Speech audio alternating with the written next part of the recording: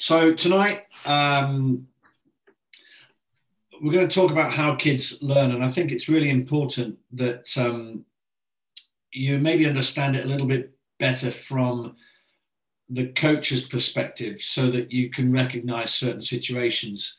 I don't think for 1 minute that we can tell you more about your own children, but I think certainly in a sporting environment, things are a little bit different. Certainly when we see it as coaches and the fact that the kids are largely in a group, I think it's a slightly different perspective. And of course, this is our expertise, really. So certainly once you understand the angle from which we're coming as coaches, then I think it's a little bit easier then to maybe be influenced or influence the way that you let the kids develop in your kind of space. So understanding how kids learn, and then that just will filter into what we see in terms of development, and then we'll recap and have a bit of a Q&A towards the end. So this is our third session, third session, and we've got two more after this. So next time in May, we'll convene on the 24th again through this virtual platform, and then on the 28th of June we are going to be live somewhere. Now that date may change. I think probably worthwhile doing something at one of the events. So I will look at that, and I'll actually keep you posted as to what we decide to do. So I'm very happy that a large number of parents and kids have reached out between these sessions to ask questions, talk about their own situations, and it's been fun learning a little bit more about some of you and being able to help as well. Every family is different, every child's different, so there are so many unique situations out there.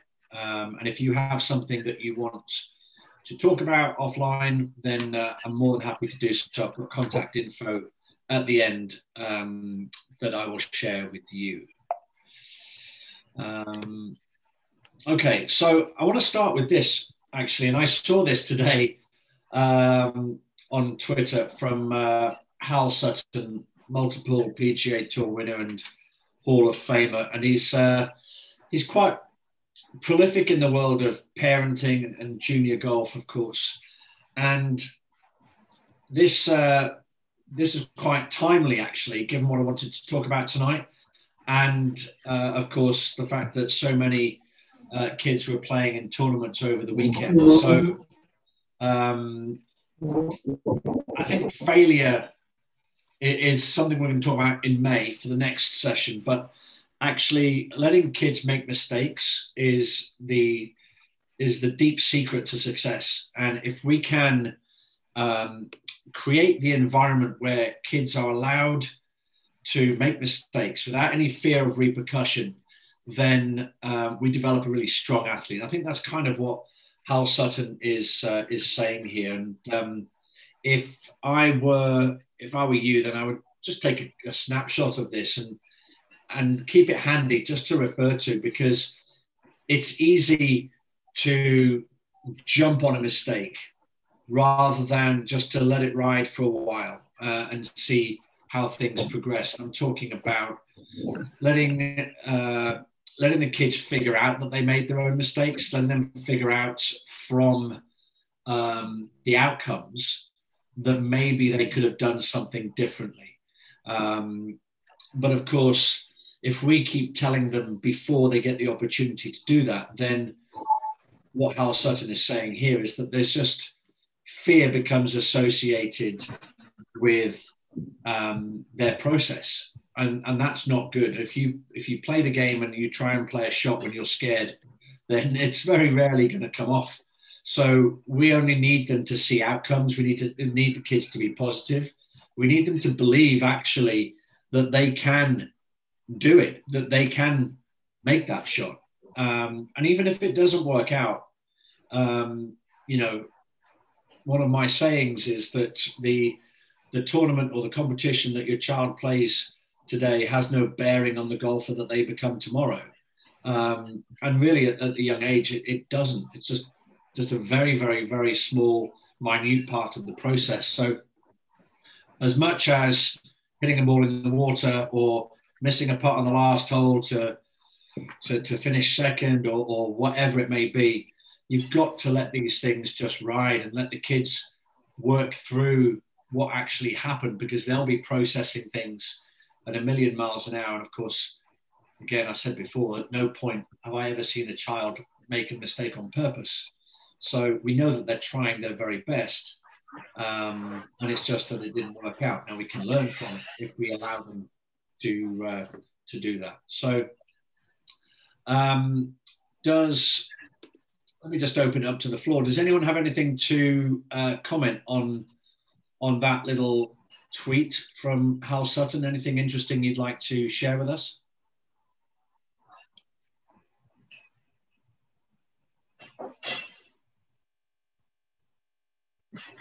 Silence. Okay. Obviously, everybody's still thinking about it. I'll throw in there if you want. Oh, cool then. I think maybe some of the guys will remember me from the last discussion about Edward. And the problem I face is when there is a mistake, he knows it already, and he beats himself up. And it's not, I can't even give the positive feedback. This is where it's completely the opposite. I try and give the positive feedback, and what I get thrown back at me is, no, that was rubbish. So it's, yeah. I feel the opposite. I dare not say anything. Even if I try to be positive, I can't get it across to him. I mean, I will say lately, he is 8, and he's only just 8 really. And I think there's still an age thing there, but things are improving marginally as we work forward. But I think your situation is quite common actually, and I've spoken to a number of parents over the last 3-4 weeks who have similar experiences, and a lot of the coaching for you has to be done offline in terms of away from the golf course. It's got to be done out of context and done on a consistent basis. I think, was he born thinking that way? Or has he been nurtured over time to think that way? So my view is that his attitude is the product of the environment that he's in right now. And if he's been coached or nurtured to be thinking that way, then he can be coached and nurtured out of that thought process. Just by some very simple strategies that you can just talk to him about, just having simple conversations about the fact that, we understand that you're going to make mistakes. We're not going to be mad or angry at you if you do make mistakes, but you absolutely, I think this is the key. You can't get better unless you do make the mistakes.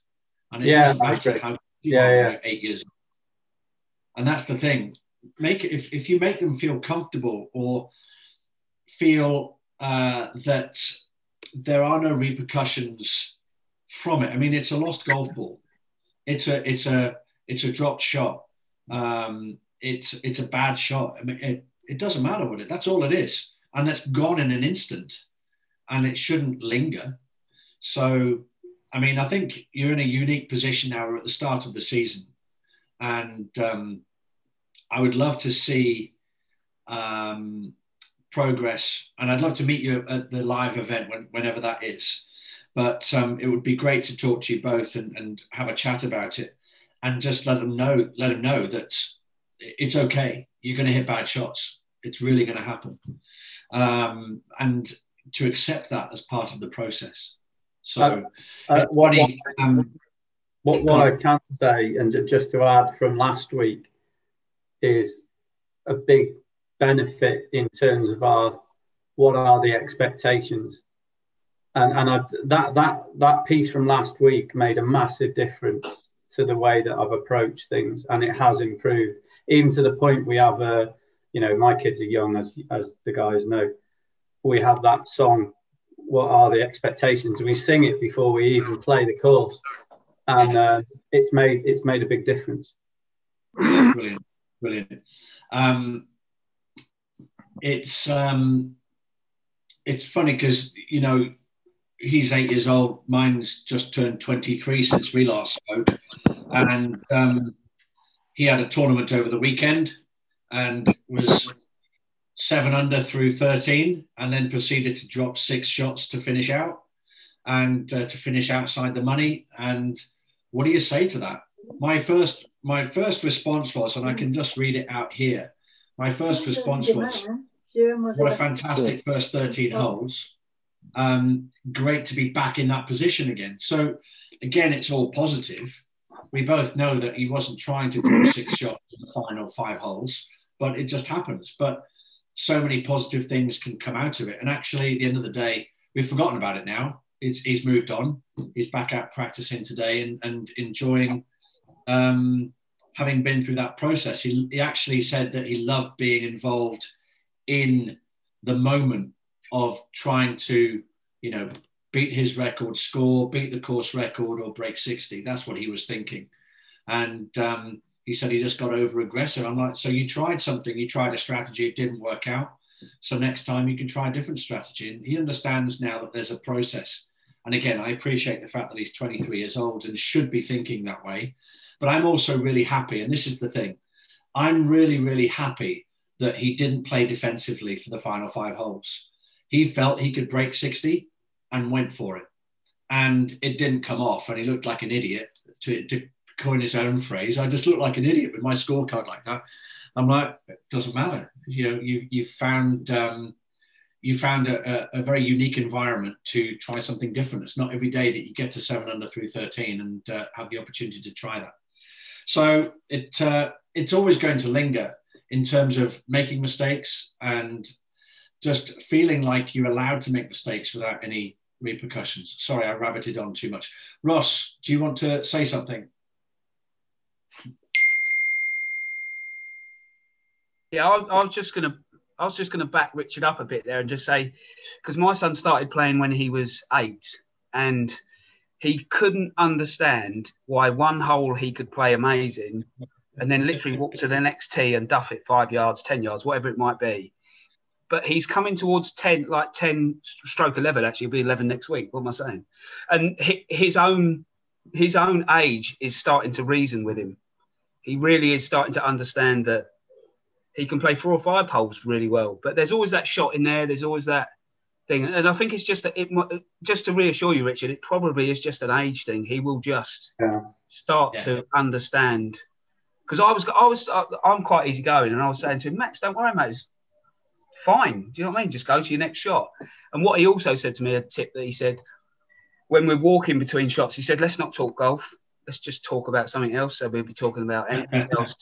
And he said, that's what I like. If let's not talk about why I duffed it or what, or anything. Because like you say, he doesn't mean to do that, does he? And he just wants to talk about something else. So it's just little mind tricks trying to work with him. But I've just learnt them just through sort of. Also, his coach as well. His coach is obviously a pro, and he says, come out and play some holes with me, and you'll see that nothing's perfect in golf. You can't get perfect golf. And I do keep trying to show him, extracts of people, professionals making a duff, and exactly, it's quite funny because he laughs about it, which is good, So I was just saying that's one problem I had with Max when he was 8 and he just started golf, but he really struggled with that side of, and he's a very easygoing kid as well. It's not like he's not a club thrower. He's not he's very easygoing, but he just couldn't get his head round how have I played that so well, but not this one. And I think it is just maybe divert away from that little walk to the next shot and just replug it in, like say, just go again sort of thing. So I can't talk football at the moment with Liverpool. That's not helping either.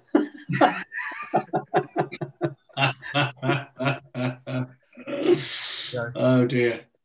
Okay, well, let's move. Let's definitely not talk about football. we actually talk about airplanes, and we look at the contrails, and we talk about where planes are going, because we're slightly Anarakish when it comes to that. But it's you're right, it's a great distraction. Ours is wildlife. So if there's a pheasant doing something somewhere, it's wildlife. Wildlife is the distraction. Yeah, and I think that's really healthy, just to have something else to talk about, whatever it can be. Just gets them relaxed, gets them thinking about something else, that and it becomes really enjoyable. Then it becomes so organic, I think, as an experience to share between you. So that's really cool. And another thing is, as a parent, if you aren't caddying and you're walking around, it can be quite stressful walking around, because you can't necessarily talk to the kids when they're playing, but just take pictures and take videos, because you can document those as memories for the future, and they really are great memories. So that's a good tip if you're just walking around. Okay, so let's move on to the next bit, which I want to share. So I think just understanding the basics of development, and what we see from a coach's perspective. I keep pressing the admit button, and this moves forward. Bear with me 1 second. There we go. So the first thing I think it's important that we do as coaches is to develop the person first, the athlete second, the golfer third, in that kind of order. But golf being what it is, gives us a phenomenal opportunity to help develop these different life skills. And I think that if all of us are on the same page, and we consistently back it up, then I think the result or the outcomes from certain shots become a lot easier to deal with. So you can read the different life skills that golf helps us develop, but this is what we're looking for as coaches. And I think if you can take these and others that go along with it and reference them perhaps, or identify them when you're out playing in competitions, and reference what the kids have hopefully learned in their golf lessons, or try to influence things like kids taking responsibility, kids being respectful of outcomes, being empathetic towards their playing partners, that type of thing. I think this creates a very healthy individual that's able to cope with disappointment, and is able to cope with the challenge of playing golf. It sometimes isn't a very fair sport, and I think it's very difficult to really quantify and to actually explain to the kids sometimes that certain things happen. I don't want to keep banging on about how difficult the sport is to the kids, because that then could be very disheartening for them. But they also need to understand in the same breath that it's a sport you can't ever perfect. It's probably one of the only sports, I think, that you can't perfect. I mean, a race you can win and have a world record. You know, rugby, you can score a try every time you get the ball. Football, you can score a hat trick. Athletics, we've talked about. Snooker, you could score a 147. Darts, you can make a 9-dart shootout, stuff like that, you know, where you can hit maximums and perform to the maximum of your ability. But, you know, with golf, that's not possible, because you can't hit it 500 yards to get a hole in one on 9 or 18 consecutive holes. It's just not possible. So I think when they understand that it's not a game they can perfect, and actually the art, golf is an art, and it's the art of getting the ball from point A to point B to point C to the hole. When they understand that it's a journey, and that it doesn't necessarily matter how you do it, again, they can relax a little bit. And then it becomes less about perfecting the shot, less about it coming out of the middle, so often less about it looking perfect. Of course, that's all nice, and that's what we're trying to do as coaches, to get the best out of them technically. But that's not always going to happen. And I think from a young age, you have to learn to play golf with your C game, not just your B game, and certainly not your A game, because when it's your A game, it's really easy. When it's your B game, it ain't too bad, but your C game becomes a real challenge. And I think a really good tactic to help that is if you go out and play with your kids, take all but 3 clubs out of their bag. You know, have a 3-club challenge and get them to be creative with certain shots and to try different things with different clubs, and just to see that certain things are definitely possible when you are limited. You know, get them to play without a driver, get them to play without a putter, get them to play without a wedge. Try these different things where it's an imperfect environment that they're in. They have to learn to cope with that adversity in a practice environment. So I hope that all makes sense. That's where we're at with the person. And then moving on from, let's say, a 3-club challenge, it's a belief in my mind that we need to adopt a growth mindset. And for me, this is where, as you can read there, that anything's possible, right? With dedication, diligence, effort, that you can develop different skills and you can grow and you can improve.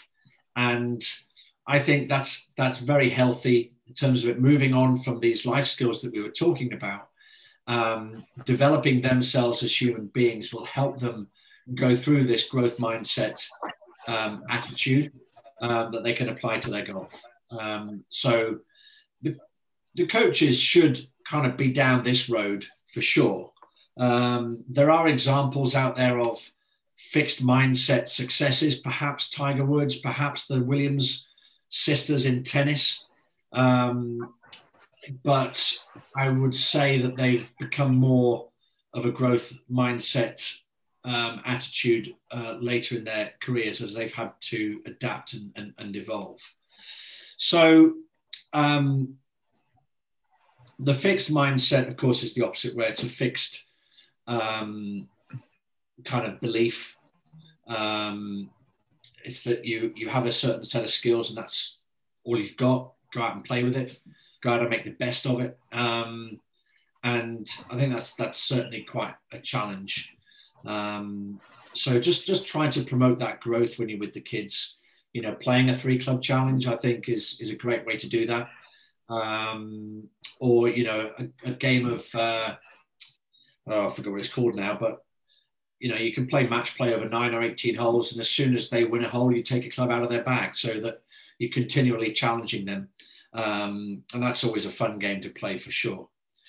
So what I'd like to do, just a bit of interaction now. Can you just put in the chat box for me just your thoughts or words in response to this question about how you think children learn?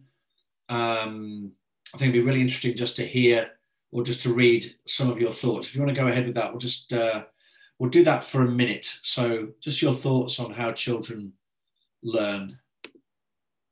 Just throw it into the chat box. There we go.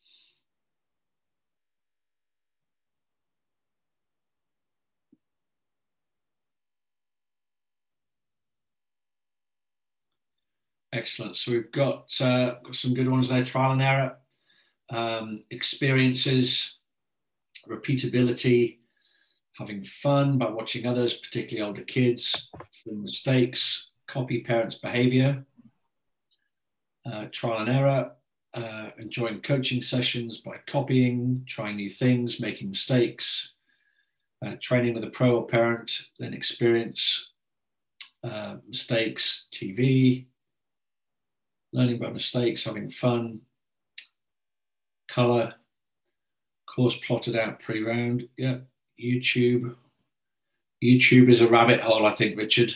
I'm not sure that once kids get into the rabbit hole, they come back out again. But it's certainly an interesting one. It's finding the right stuff online to watch as well, because it's often very generic and sometimes not related to the individual. Visualization, yeah, that's all good. These are all kind of, they're great suggestions, all very growth mindset-y. Just to pick on the having fun bit, the having fun bit is an interesting one for me, because fun is a derivative of a child that's engaged in the sport. And I think they become engaged if they're appropriately challenged and then appropriately rewarded. And what I mean by rewarded isn't them receiving chocolate bars for hitting good shots or anything like that. It's about them having been through the process of learning and actually achieving something all by themselves. I was listening to a great podcast last week, actually, that's I think I might have posted it in this group on the app, but the lady on there was talking about experiences being soulful, where they really mean something. And it's interesting, because we'll move on to this in just a second. But when a child goes through a bit of struggle and they come out the other side and they feel like they are solely responsible for their own progress, that's really, really powerful. And it does generate lots of self-belief and confidence in themselves. And that's what we really want. But that's my definition of an engaged child. And it is from that they will get a lot of fun out of the process of improving. So I think, yeah, certainly an interesting one. Setting goals, yeah, obviously achieving different things. I think watching is really important as well. Having virtual mentors, having real life mentors as well that they look up to, whether it's family members, friends, coaches, pros, guys and girls they see on TV. I think all of that is very relevant. You know, my idol was Seve, like probably so many, and just used to watch and learn. And still inspires me to this day. Going to live events, yes, exactly that. You know, when you do go to a live event, I think it's difficult sometimes to know how to watch live events. I wouldn't ever recommend just sitting in one place. What I probably would recommend is picking your favorite golfer or golfers you want to watch and following them around. I would like to think that there are a large number of professional tournaments in the UK this year. I know we've got the British Masters at the Belfry, so you've got European Tour events, England, Wales, and Scotland. You've got Challenge Tour events in England and Ireland, and I think in Scotland as well. So there's some good events this year, actually, because of the virus.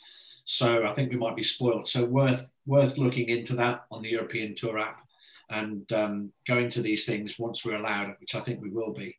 And then, as I say, just picking your favorite golfer and watching, because that can be quite beneficial. The seniors at Sunningdale, excellent. In good time, I hope to be there. But hey ho. Cool. All right. So thank you for those suggestions. That's all good stuff. What I want to talk about now is the learning pit. And for me, this is at the heart of everything that I like to think that we do. So I'm going to have a 2-minute video here. If you can, I hope it works. If it doesn't, just put something in the chat box and I'll send this outside of it. But it's 2 minutes, 40 seconds. Just have a listen and we'll have a little chat about it on the back end.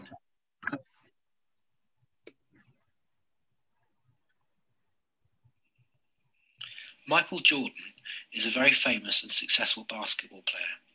In fact, the most successful North American athlete of all time. He holds the NBA record for the highest regular season scoring average and highest playoff scoring average.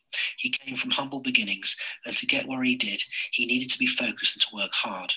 But to do this, and above all else, he needed to be resilient. To be resilient means to be able to withstand or recover quickly from difficult conditions. He once famously said, "I've missed more than 9,000 shots in my career. I've lost almost 300 games. 26 times I've been trusted to take the game-winning shot and missed. I've failed over and over again in my life, and that is why I succeed." He recognizes that failure is a necessary part of success. Without failing, you can't learn, because it's when we're confused, when things go wrong, when we hit a problem and don't know how to fix it, the real, deep and powerful learning begins. To help illustrate this idea, it's useful to think of this as a visual metaphor called the learning pit. First, we're faced with a problem. Given a task or introduced to a new idea, we may feel apprehensive or worried that we may not be able to do it. It's at this point that we have to leap into the pit. The only way to resolve the problem is to move forward, jump in and have a go. Sometimes this can take guts and determination. When we first face obstacles in a task and we find ourselves at a dead end, we're at the bottom of the pit. You may feel that you don't want to speak out in class for fear of getting the answer wrong, or are so confused you don't know how to start. It is at this point that we must move through this sense of fear and begin to try. Once you start applying different approaches or techniques, you begin to learn. You will make mistakes, but once you have, you will be able to think about what went wrong and how to fix it. This way, you will develop a much deeper understanding of what you're learning. The learning pit is about learning to know what to do when you don't know what to do. When you're finally out of the pit and see what you've achieved, you'll feel an overwhelming sense of achievement and satisfaction.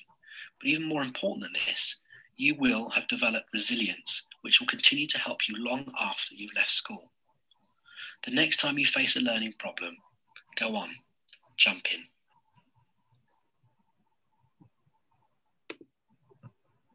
Excellent. I love that. And it's quite short and sweet. We go into some detail with the learning pit when we talk about this with our coaches, and obviously with certain kids, having them understand that there are challenges ahead, preparing them for that. And I think when I look back at my journey as a parent, if I'd have known the depth of the challenges that we would face, I would have been emotionally stronger and more prepared to deal with them. And I would have said the right things at the right time. And I don't know whether we'd be in a different place right now, because I know I made loads of mistakes, but I also know that I learned from those very quickly. So I might well have recovered the situation, but I look back at some of the things that I did, and it makes me cringe, actually, sometimes with my reaction to certain situations. So it is very much a learning process for us as parents, as it is for the kids when they are deep in their own development. So we do go into a lot more detail with this in the Champion Parent course, which is on the app as well, which you have access to if you want it. But has anybody got anything they want to talk about or say in relation to that video?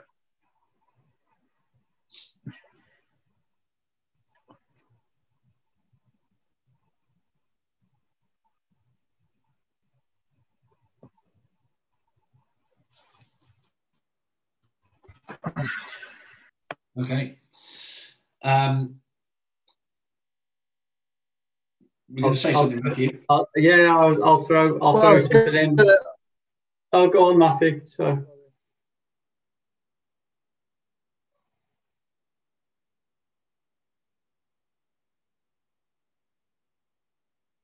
You're on, Matthew, but you're muted.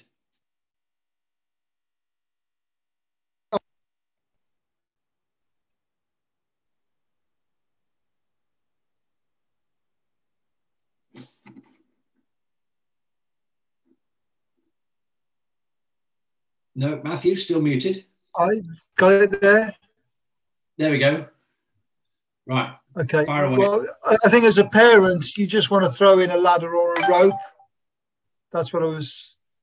That's the point. And it's my kid's in the bottom of the pit at the moment, and he's just got to figure it out for himself.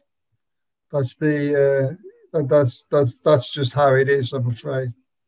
It's the hardest thing in the world. I can use all the pushing or the pulling techniques in the world, but he's got to do it for himself. And I think what you were saying earlier about taking risks and not being fearful, I think they learn to do that when they play with their mates. If they're just given the freedom to go out and play, they do that. Yeah. Do you think right that now, they what he's are trying to do is just find a way of a trigger, trying to find a little trigger that he can just latch onto himself. Yeah. Do you think they're more inhibited when they're playing with us or when we are around?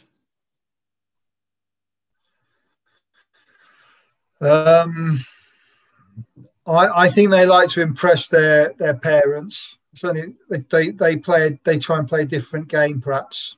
I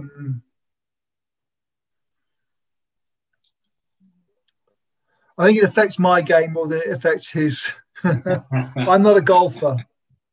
Okay, that's the thing. I'm not a golfer, but I was an athlete. I was a sportsman, so I've gone through the process up to about I was 35, and so I know what sort of commitment it takes. And I think the drive has to come from within, from the kid himself. And when they're in that pit, they have to have the drive. And I think lockdown 3, my kid's quite an old kid, he's 17. And lockdown 3, he worked extremely hard in a net that we've got. And we both came out of it. I was shanking it and he was slicing it. And it doesn't help when you grow an inch during lockdown 3, which he did. And there's all sorts of stuff. So he had a change of clubs as well. So right in the bottom of the pit at the moment. And it's just finding something to throw. Because as a parent, you do want to help and support. You want to throw them a rope or a ladder, but you want them to do it for themselves as well. They have to do it for themselves. So that's where we're at. Sorry, that's how I'm introducing myself to everybody. That's all right. It's not just parents; it's coaches that are guilty of throwing in the ladder or the rope. You know, it's obviously it's an easy way out, but it's a trap, isn't it? And we do have to stick it out as parents, and it's more painful, isn't it, when we witness the pain that our kids are going through. You want to help, but actually you're not helping by throwing in the ladder. They've got to go through the process by themselves, whatever it may be. And I think it goes beyond a sport here as well. Obviously, there's certain situations where they do need that help, but I think it's a very healthy situation. Go ahead. I think from the parents' point of view, what the parents need to know is that they're never that far. They're never as far away from it as you think they are. Do you know? They're always really close to finding that ladder or rope, but or whatever gets them out of it. It's just one little thing. They're never that far away from it. It's just about finding it. If they can find it, they're back to where they need to be. So. Exactly. I'll shut up now. No, thank you. That was really, really good. Greg, you want to just jump in? Yeah, I guess my son's a much better golfer than I am. But I guess the one thing that when I was looking at that pit and when they're trying to cut the other side, he was describing kind of an iterative process and working out, what to do when you don't know what to do, I think he said. And I guess the one thing that I'd like to give my son would be, I guess, my patience, if I can't give him anything else. And of course, that's one thing he hasn't got as a 15-year-old. is patience. And I just, if you got any thoughts as to I know that he's going to find the answer, but he wants to find it much quicker than is reasonable, I think. So have you got any thoughts on what we can do to kind of instill that the sense of patience you get when you're much more mature and older? I think it's coaching, to be fair. I mean, it's a constant or consistent barrage of communicating to the kids to say, look, if you take shortcuts, you're not learning anything. You're doing yourself a disservice if you don't go through the entire process. It's designed that way. Learning is designed that way. And I've always felt that it's about the kids understanding the process. And once they do, they're able to deal with it. And it also means that the process doesn't have to be painful. It can be hard, but they can love it and they can embrace it. Of course, it is often easier said than done. And that is where we can help as coaches and parents when kids are deep in the pit. We can give them strategies to persevere. But, when I'm building coaching programs, and I specialize in coaching the 5 to 12s, but much of that foundational age group is about giving them these life skills upon which they can build when they do become teenagers. So I know it doesn't make sense when your child is 15, but if we teach responsibility from a younger age group, responsibility for their own outcomes, responsibility for the work they put in, responsibility for trusting the process, all of that, responsibility for making their own decisions, then it's a lot easier when the kids are older. And I think one of the things, I said before that I was very guilty of bad decisions. I mean, as much as anything, when both of my kids were growing up, their reaction was very much in relation to the environment that we created for them, right? And it wasn't the best environment in the first place for them to get the most out of their sporting experiences at that point. I think, as I said, it changed quite quickly once you recognize what the scenarios are. But you ask yourself questions about how can I create more resilience? What can we do in order to create perseverance, resilience, and an understanding that this is the process that he's got to go through? And again, the more that we can tell them about what they're going to expect, I think the more that they can accept it. Again, there are no shortcuts, and that's the problem. And they have to understand that there are no shortcuts. But when they clamber out of the pit, they're beautiful, wonderful moments, and they feel so satisfied with themselves. And maybe it's a case of breaking their challenges up into little challenges and having them overcome little bits at a time so that they do feel that success. But they have to feel like it's they themselves doing all the hard work. Maybe the challenge is too great, which is what can happen sometimes if the kids stagnate at the bottom of the pit. Sometimes there isn't a way out and we have to dilute it. So yeah, I would maybe try diluting it, educate him about the process, let him know that it's just natural and that you're going to have to get a thicker skin, and realize that you have got great moments over the other side of the hill, but you've got to work harder for it. Ross, over to you, pal. Yeah, just to jump in on that point is, when you're dad, it's like, I've not got a golf background. I love golf, but I haven't got a golf background. I've got a football background. So my knowledge of golf is very limited. So when you're trying to tell them something golf, he knows that I know nothing. So it's like it has to come from a coach for him to actually process it and go, okay, that's real. That's real information. That's not dad talk. I think that's where my son actually, I sometimes go backdoor to his coach and say, can you have a word with him about this? Because it's playing on his mind when he's playing. And if it comes from you, and if I say it, it will just go in one out and out the other. He's not interested in what I've got to say. But if it comes, I think that's very relevant, Ross. If we are trying to impart technical knowledge, but at some point they have to understand that we're grown adults and we have these life experiences. I think in this situation of the learning pit and understanding challenges and what the kids go through, let's just back it up a little bit. I've started running the last several months, and I want my kids to know that if I want to achieve something, I want them to see me struggle. And even if my kids are much older, I'm doing things to set the example, as somebody said in the text earlier, so that they can identify with it. And it's actually worked. Even though mine are 23 and 19, I see reactions from them based on what I'm doing and what I'm putting myself through.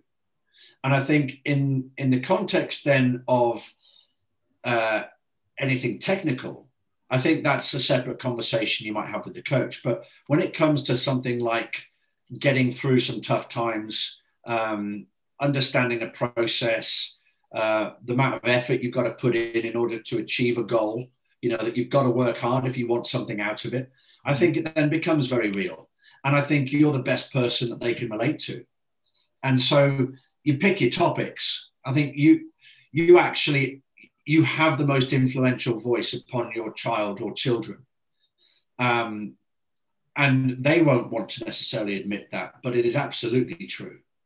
You know how to communicate with them. You know how to push their buttons. But also then when you know deep down how they react to certain situations, you can behave differently to create a certain outcome. So I think you're in a stronger position than you might think you are. And setting examples, making a point, I think is a particularly valuable tactic to employ. And I'm always thinking about it. I don't think I'm ever going to stop being a parent, even when they're in their 30s. Hopefully I live that long, but I'm constantly thinking of ways for them to excel at what they want to excel at. And it's a journey that we're always going to be on. So I think that's another thing, just on a slight sideline. I wouldn't worry about it if your kids are 15. You've still got a long way to go. If your kids are under 10, you're in the sweet spot, because you've got such a great opportunity to start doing the right things quickly, and you've got so much time. Arguably there's a little less time when they're 15, but you've got still a heck of a lot of time to have an influence over what they want out of sport, if that will make sense.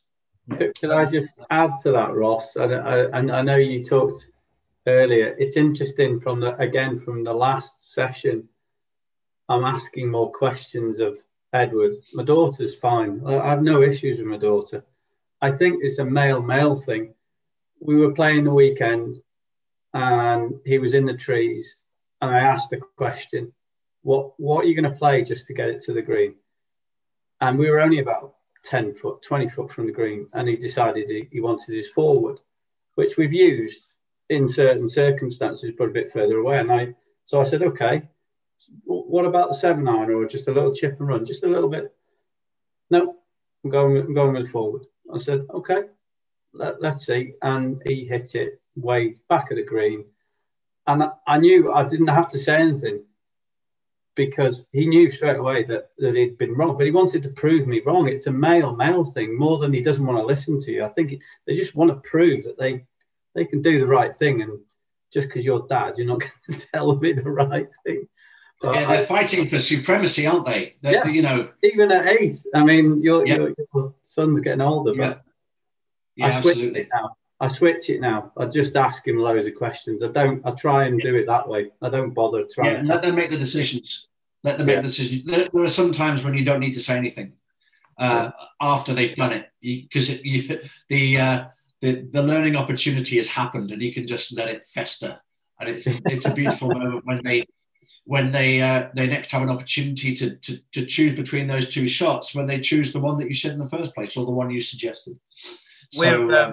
our coach has just, you were saying about them games earlier, our coach has just suggested worst ball, you know, where you play your worst ball. Yeah, he's getting to the stage now where he's saying, right, let's try that. So I might actually try that with him in the morning and see how that goes, because he said that's a really good game to play. Yeah, it is absolutely fantastic. So I'm going to try.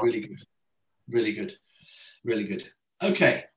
Cool. I think I'm just conscious of time now as well. So I'd like to move on to anybody's questions or experiences from the last couple of weekends of tournament golf. Anything that you want to share, anything that you want to ask, something that we can discuss as a group, perhaps.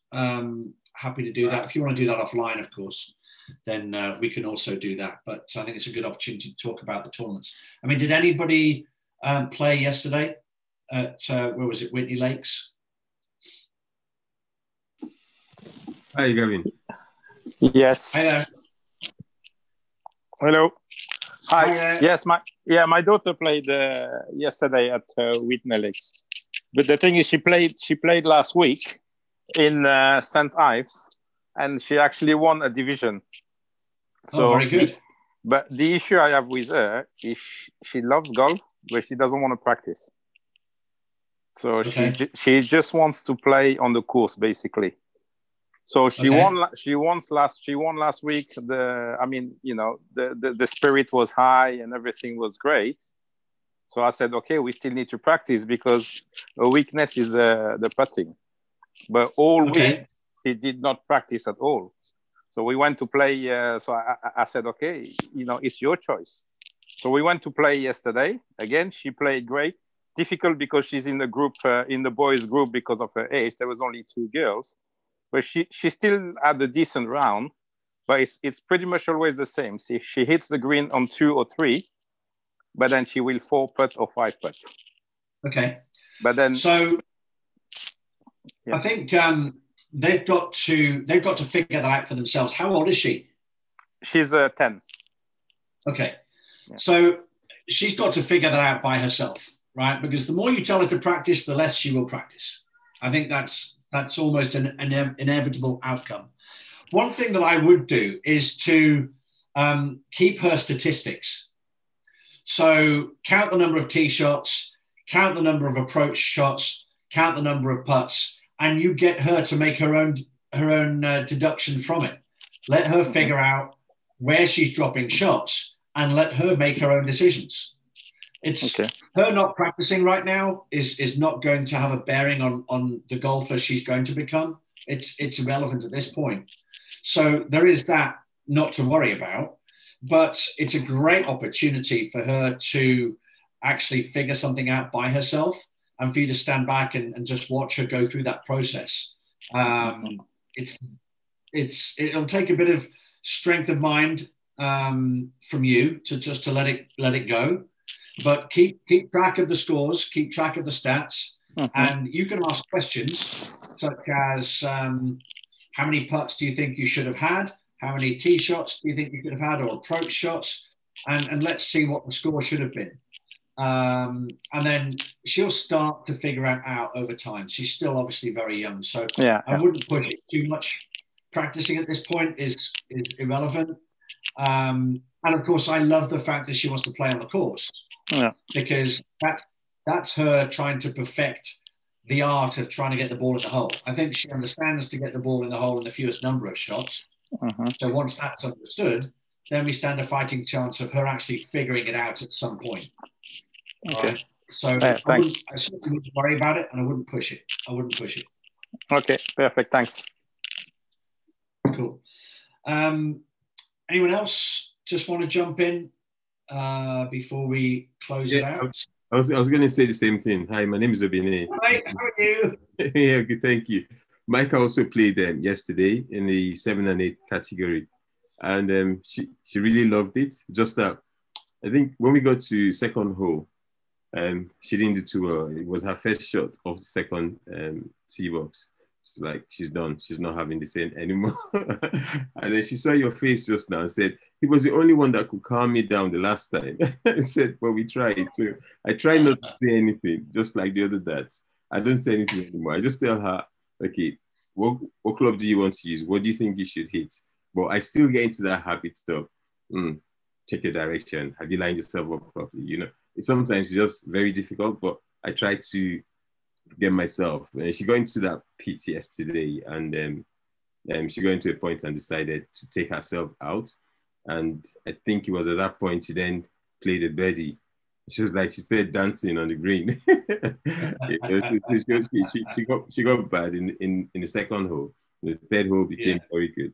And so she's looking forward to it. It's just that she's still that struggle of trying to get her to control her temper.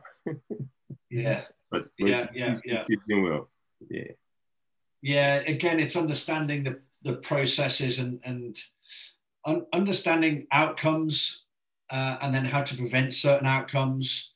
That's what learning's all about, isn't it? So, I mean, she's a great girl. She's got so much personality as well, hasn't she? So, she'll be fine as long as she learns from the mistakes and she's allowed to make mistakes. I think she's going to be just fine. So, good to see you. I look forward to catching up in the future, though. That's for sure. Yeah. I'm going to come to some tournaments in the summer, so look out. I won't judge either. Don't worry. Anyone else got anything? We'll do one more, and then we'll wrap it up. If anyone else has got anything that they want to talk about.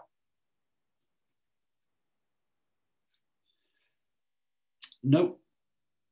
Okay. Cool. Well, let's draw this to a close. Thanks for participating tonight. I look forward to the next session on the 24th. Obviously, you've all downloaded the app. That's our new operating system at the Leadbetter Golf Academy. I'll be continually populating that with different bits of content, whether they're videos, articles, research, or whatever. If you want to do the Champion Parent course, of course, I would recommend that. That's been updated. You have access to that through the GL Plus subscription. But if you need anything, feel free to text me or to drop me a phone call or an email, and I would be more than happy to say hello and help you out. So on that note, thanks very much for attending tonight. I hope you've enjoyed it, and we'll catch up in the month of May. Thanks again. Bye. Right, Great, thanks a lot. Thank you very much. Thanks. Thank you. Bye.